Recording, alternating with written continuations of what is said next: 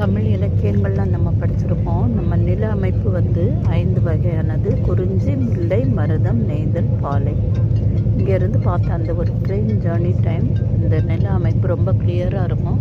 இங்கே இருந்து பார்த்தா இந்த மலைகள் தெரியுது, ரொம்ப தூரத்தில் மலை தெரியும். மலை இது ஆக்சுவலி டெக்கான் பிளாட்யூ அந்த மலைகள் மாதிரி தெரியும். இந்த மலையும் மலை சார்ந்த இடமும் குறிஞ்சி. அப்புறம் மலை அடிவாரத்தில் நிறைய மரங்கள் நிற்கும், காடுகள். இந்த காடு சார்ந்த இடமும் முல்லை. அதுக்கப்புறம் இந்த வயல்கள் இருக்குது, வயலும் வயல் சார்ந்த இடமும் மருதம்.